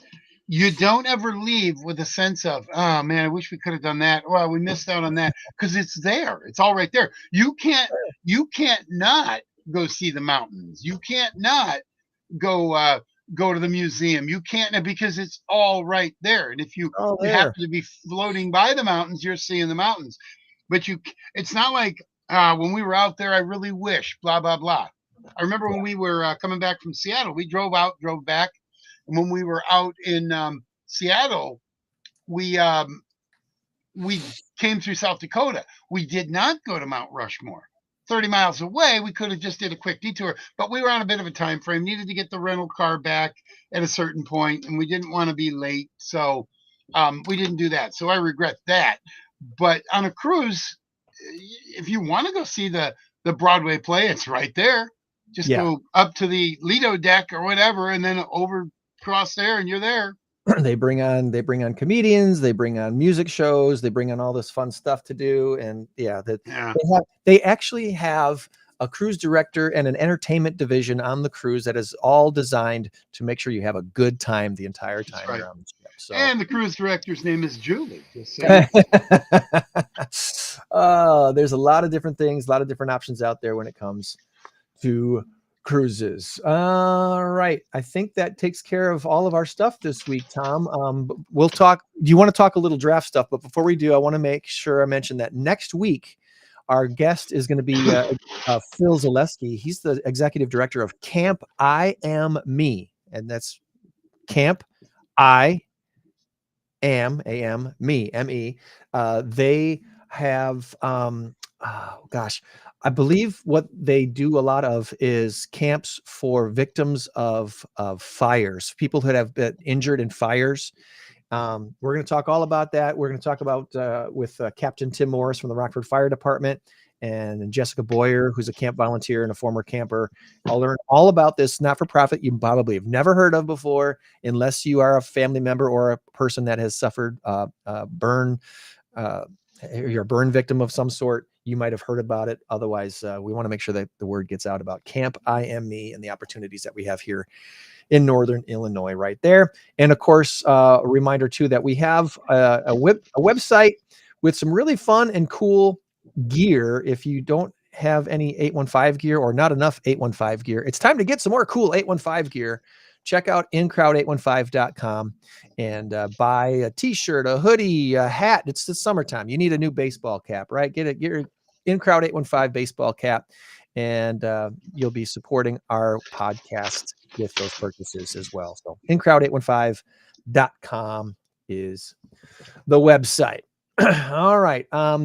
Green Bay, Wisconsin hosting the draft, and they've done a really good job, and I'm hearing a lot of good things about how it's they've phenomenal done up there. So this might not be the last time Green Bay hosts the draft. I would think not. I mean, if you knock it out of the park like that, and of course there's 32 teams, and you got to give everybody a chance. So what, we're going to host again in 2060? You know, I got a feeling that we might see Green Bay host the draft again before before our lives are over, Tom. It could happen because of the job I did. I'm glad you got me living at least another 20 years.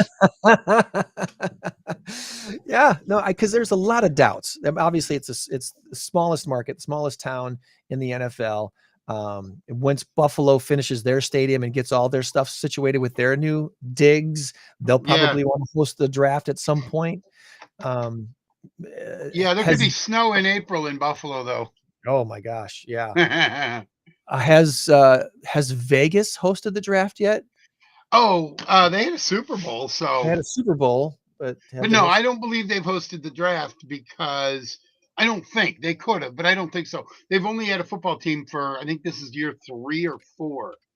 3, I believe, going into, I think. Let's see here. I'm wondering.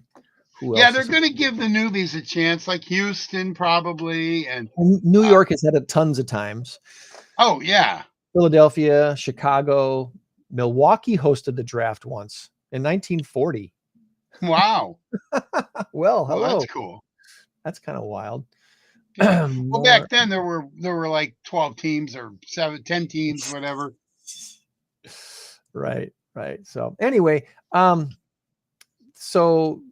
Green Bay's first time hosting the draft. I don't think it'll be their last. And of course, the big deal was the Packers pick with the whatever it was, 25th, 26th, 23rd pick overall. And then Anthony Belton was the 87th pick. But the Packers got a wide receiver. Their first pick, they took a wide receiver for the first time since 2002 in the first round. Yeah. And everyone's excited about Matthew Golden coming to Green Bay out of Texas. Yeah. The Anthony Belton, I think he was the 55th or 54th pick or something. Whatever. And then Savion Williams was the 87th pick overall. 3rd pick. So. Okay. By the way, Pittsburgh is hosting the draft next year. Pittsburgh. Okay. All right. That's a great football town. And I don't see them ever having. Oh, no, they hosted it once in 1948. This will be their second time. Wow. That's crazy that it would be that long. Vegas did host it in 2022. Okay. So, yeah, I see them spreading this around a lot more than just New York and Philadelphia and Chicago. They've they've had their Well, how many times has Chicago hosted it? 10 times. Wow. 38, 42, 43, 44, 51, 62, 63, 64, and 15, 16. Okay. I don't know. 1, 2, 3, 4, 5, 6, 7. Yeah, 10 times, and there's a bunch of consecutive times there. Why did they host it twice, 2015 and 2016? I don't get that. Yeah, that's kind of weird. I don't Oh. know. And of course, New York City hosted it the longest, from 1965 all the way till 2014. They had it every year until they really turned it into a big time event and started spreading it around. So, Yeah, why wouldn't you? I don't understand. I mean, you've had 106 seasons now, yeah. or you're going into your 106th season, and you've had 15 different host cities. Yep. You know, or whatever. Did Portsmouth ever host it? Remember the Portsmouth Spartans? Let me put this screen up here for you real quick so you can see. This is from an NBC Sports Boston website. NBC Has Sports Canton, Ohio, home of the Hall of Fame. Have they never? Cleveland hosted in 2021. Of course, it was virtual in 2020. But Dallas has only hosted it once. Nashville hosted it once. Of course, we got to remember too, Tom, this wasn't a thing. This wasn't even really much of a thing until what, 2013 or 14, when they actually turned it into like a big show, a big deal. No, you're right. You're correct. It's only been a big show deal for like the last 15, 20 years. And those first years, there was all in New York City before they got the bright idea to start spreading the wealth and spreading it around the country. I mean, think about this. How many Europeans, soccer fans, even fathom the idea of a whole, 200,000 people showing up to watch teams pick their players for the next season? Oh, I think the beer flowing had as much to do with 250,000 people showing up. That's how many people were estimated to be there for this entire weekend. I would absolutely love to have gone up there, but there's just no way. I can't justify going up there, spending the weekend for that, I'm not, I don't think I'd get the appeal. I mean, it'd be fun to have a nonstop, tailgate party for 3 days, I guess. But yeah, I just, this isn't something I have the interest to go and do. I just want to watch it on TV. It's, I don't know. Anyway, so Matthew Golden, we already talked about him probably making a pretty big impact on the Packers. Here's hoping we get a healthy wide receiver. We got a new offensive lineman, and then they picked another receiver in the 3rd round. Yep, Savion Williams. And I'll tell you why I think so far this is a phenomenal draft. Number one, Matthew Golden, what they're saying to Romeo Doubs, Christian Watson, Dontavian Wicks, who can't catch a ball, apparently. What they're saying is, you're going to be challenged. You either put up or shut up, or you're gone. Yeah. Romeo Doubs, you want to run your mouth and say, "Oh, I'm not a big enough part of then you better play better, or else we will deal you." You're entering year number 4. That means next year you're it's technically in this year you'd be restructuring his contract. Well, let's not. Let's get rid of him if he doesn't want to get on with the team philosophy. Matthew Golden, if he comes in and has an immediate impact, I'm not going to say is an immediate star, just has an impact. 60 catches. What? Give him 700 yards, whatever. It's just a. Okay. I thought you said, "Oh no." I'm like, what did I miss? No. I just here's the 1st round pick 23, Matthew Golden out of Texas. Yeah, right. I think it's a great pick. Bunch of stuff on Packers.com, how he toured the facility and all that other stuff. Yeah, I think it's a great pick because he's going to challenge those other wide receivers. Now let's go down to 3. We'll leave 2nd for a second. Savion Williams, another wide receiver. I don't know anything about him. He could be the biggest bust of all, but he also could be a Puka Nacua type. Did you ever hear of Puka Nacua before he burst onto the scene? I think he came out of nowhere. And here's the funny thing. 2 years ago, I had him on my fantasy team. I picked him up, and then I let him go 6 weeks later, and then 8 Oops. weeks later, he's an absolute bona fide superstar. Why? Why? It's because you go with what's hot. You don't know these things. You just don't know these things. So Savion Williams could be the next Puka. He could be the next Devontae. He could be the next whoever. Who knows? I'm excited about this guy because the initial things I'm hearing about Savion Williams is he's one of those teammate guys, one of those encouragement guys, one of those locker room guys that you want building up the culture of your organization. So I got a feeling this is the like you said, Romeo Dobbs had a little issue last year. I don't know if he's corrected it or not. But no, I don't think he has. I don't think he has, because after he came back from his suspension for, team conduct, detrimental team whatever, I don't think he learned his lesson, because he still had a little bit of an edge, still had a little bit of an attitude. It's not the kind of edge you want. This was a little bit of an attitude like, I deserve better, I this and that. Fine, go somewhere else and see what you can do. But if you've got 2 wide receivers in the first 3 rounds coming in, you are sending a very clear message to your receiving crew. Here's the other thing. I think the Packers wide receiving core, Tucker Kraft not counting, Bo Melton, Malik Heath not counting those. They weren't the starters. Tucker Kraft is, but he was a tight end. He's a tight end, so that doesn't matter. I'm talking about only wide receivers. I think they were guilty of reading their own headlines, because of the fact that they had such a great season, because Jordan Love could find, you're going to double cover that guy. Fine, I'll throw to this guy. Oh, you're going to cover him too. Well, then I'll throw to this guy. Oh, you're going to do that? Well, I'm going to do this. They had options. Now, once defenses start catching up, and once guys are proving that they are either not a team player or can't catch, Dontavian Wicks, that's, he's Dontavian Wicks I love, but he's got to be able to catch that ball. The Packers were, I don't know if they led the league, but they were very, very high in dropped passes. And with dropped passes, you got that ball right there and you drop it. How many times did we have it? This is the difference between 2 wins. And you were 11-6. You could have been 13-4. Your seeding would have been different. The most drop passes, I think, in the league. I believe they were. So if you've got the most drop passes, that's why you got a wide receiver at 1 and a wide receiver at 3. So I am ecstatic with that. Number 2, Anthony Belton. This guy is a monster, from what I understand. A good guy, North Carolina State. He will flat out pancake you. And what they're also saying here is, we went Jordan Morgan last year, and Jordan Morgan, who? Jordan Morgan, how many he played? You know what? This podcast has lasted more minutes than what Jordan Morgan played last year.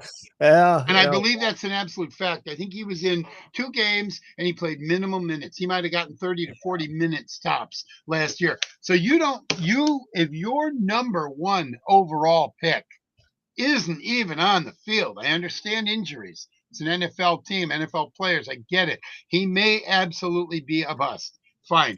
Let's see if Anthony Belton at pick number 54, 55, somewhere around there. Yep. Let's see if he can materialize. And so they're also sending a message to the offensive line. You see guys, these stats up here?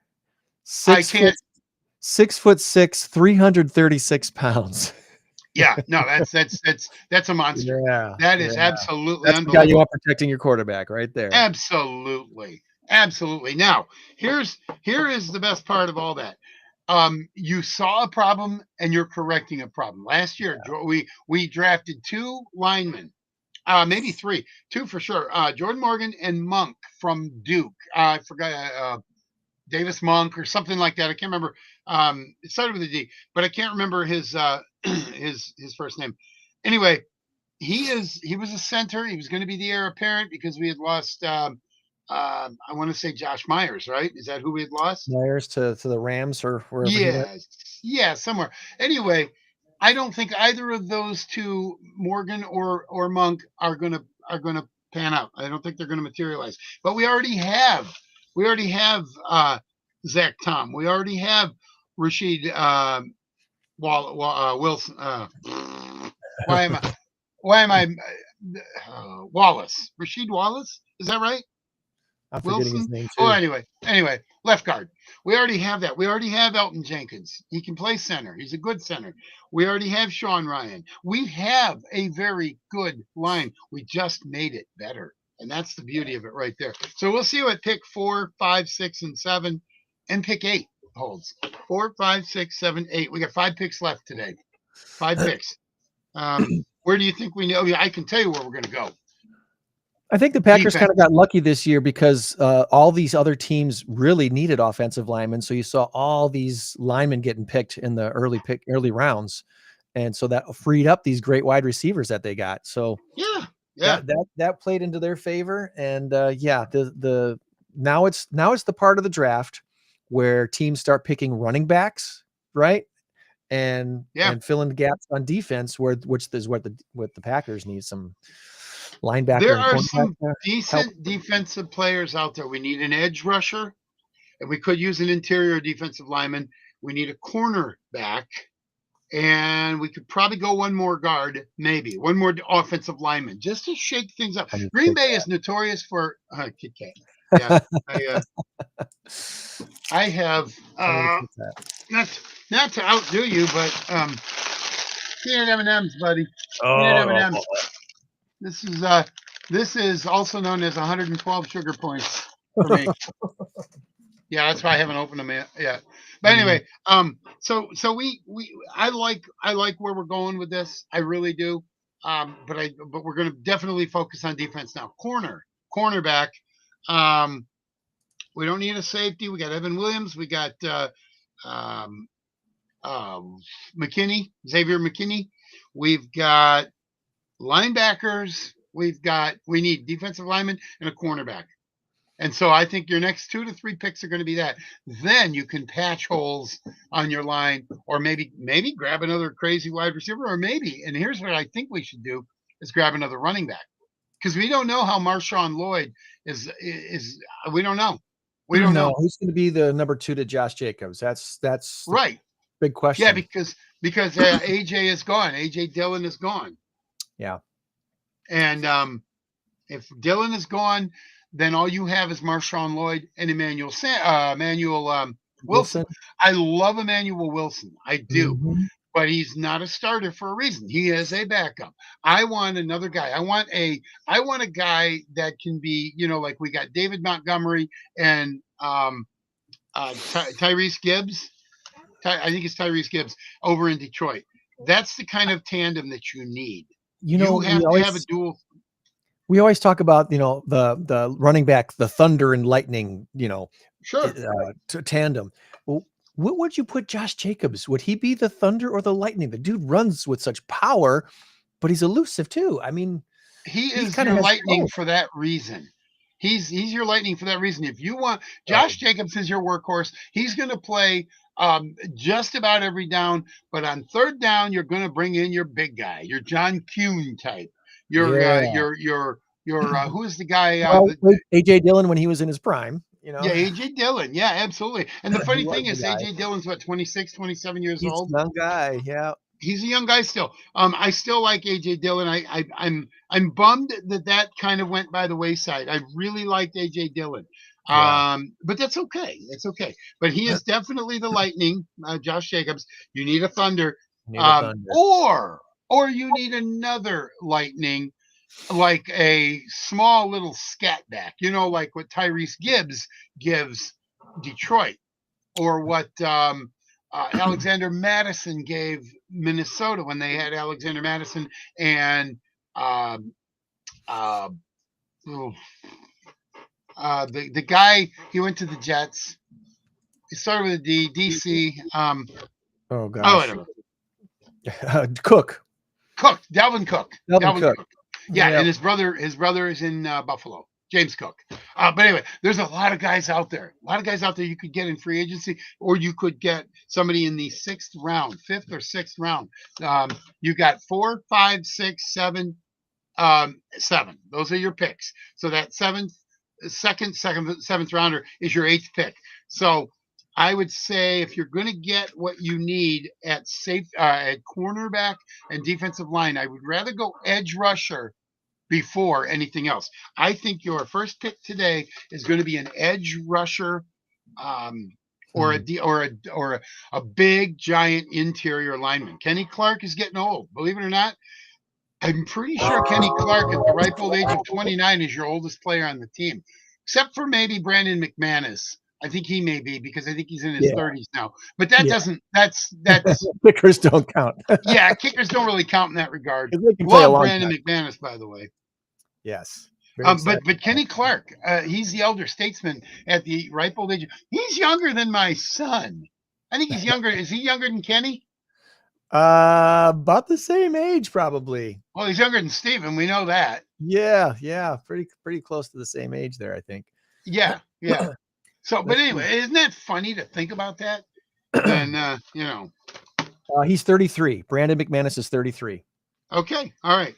And Kenny Clark will be 30 this year, probably. So, but anyway, and at that age and at that size, and he's not a healthy 330 pounds. I think he's a big guy that's going to wear out quickly. That's what I think. So Kenny Clark may have 2 good seasons left. So you're going to want somebody, look at DJ Raji. How long did he last? He got a Super Bowl. Yeah.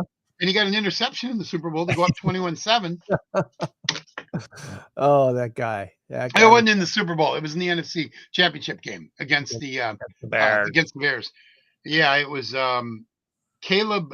Who was the Bears passer? Caleb something. Let's see. But anyway, there are people all together. Caleb Smith, man, come on, Smith, or whatever. Caleb started with an H, whatever. You know what? I want to thank, before I forget, I want to thank Janine Idstein. Oh, yes. I talked to her yesterday. Assisting Hands Home Care. She was the one that connected us with Jesus Pereira from the Veterans Assistance Commission. And I believe, I connected her with you yesterday, for an event that they got coming up here. So thank you to Janine for being an awesome resource here within Crowd 815. That was very, very, very nice of you. I'm going to be DJing the event out there. We'll probably talk more about that here in the near future. Yeah, they're doing a walk event out in front of Peak Sports Club. So that Peak should be Fitness. Cool. Oh, yeah. So I will not be on the show that Saturday morning because I'll be setting up. But I can be on the show. It's just that setting it up and trying to do it on my phone or whatever. We'll see how that works. Yeah, we'll see. Yeah. We'll see how it works. Hopefully the weather will cooperate. That would be great. Oh, yeah, because if there's weather issues, if it's raining, I don't know if the event gets canceled, but Tommy can't be out there with his stereo equipment. I mean, we're not waterproof. That's sorry to say, we're not. No, but I'll have a canopy. So I'll have a big canopy, but that's not waterproof either. No. And sometimes the moisture in the air will do damage. So we'll play that. We'll just trust that God has a plan for the weather that day. So all right, we've gone extra long today, Tom. Surprise, surprise. So, yeah, we have. Let's, I guess, wrap things up. Remember, everybody, that you change the world when you help one person. So be a blessing to someone today and this week. We'll do our best to be also do the same and meet you back here next week when Camp I Am Me Executive Director Phil Zaleski is our special guest here on the In Crowd 815 podcast. Oh, thanks to Tinker Swiss Cottage Museum and Gardens for hosting our In Crowd 815 event this last week as well. Yeah. A great time, great turnout, and VIP tour of the cottage. And the next month, the end of last Thursday of May, we will be at Marshmallows Hope, and we'll talk about that as we get closer to that as well. So, all right. Hey, you got your option. I either call you on the phone afterwards, or we can do 2 minutes off the air. I just have a couple things I can share. Stay on the screen, and we'll talk after this. So, all right, everybody, have a great weekend. Bye. 815 in crowd. 815 in crowd. 815 in crowd. 815